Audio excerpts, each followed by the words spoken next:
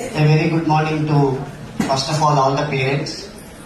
So చాలా courage తీసుకొని మీ పిల్లలందరినీ మా యూనివర్సిటీకి పంపిస్తున్నందుకు and also to the organisers. నేను ఇంతకుముందే రామారావు గారు ఇంతకుముందు చెప్పినప్పుడే అనుకుంటున్నాను, చూస్తూ 9 ఏళ్ళు గడిచిపోయాయి. This is the 9th time I'm visiting this. ఇలా ఎన్నో బ్యాచెస్ వచ్చాయి, వెళ్ళిపోయాయి, మళ్ళీ కొత్త బ్యాచ్ వచ్చాయి. మళ్ళీ మీ బ్యాచ్ తోటి ఇదొకటి అడ్మిషనే కాదు, we are also doing the success meets.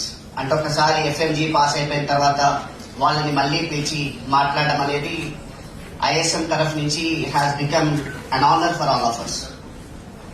So approximately 2016 లో స్టార్ట్ చేసినప్పుడు we have brought so many reforms in the education. So ఇంతమంది ఇప్పుడు మీకు ఇప్పటి వరకు మాట్లాడారు అంటే సో ఎంతో కష్టపడ్డాం దాని వెనుక.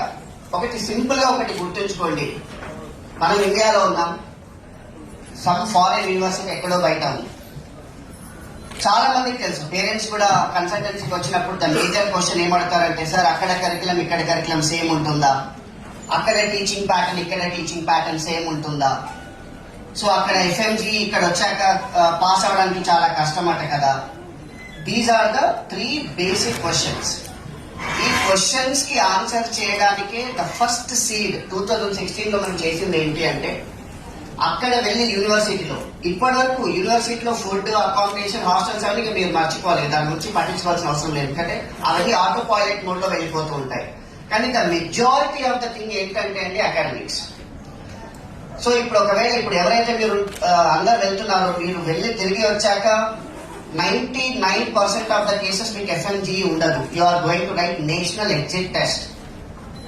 The national exit test you are going to write along with Indian students. ఇప్పటివరకు ఇండియన్ మెడికల్ గ్రాడ్యుయేట్స్ వాళ్ళు పాస్ అయిపోగానే వాళ్ళకి ఇంటర్న్షిప్ చేయగానే వాళ్ళకి పిఆర్ వచ్చేసేది. No need to write any FMG exam. But foreign medical graduates వాళ్ళే ఎఫ్ఎంజీ ఎగ్జామ్ రాసేవాళ్ళు.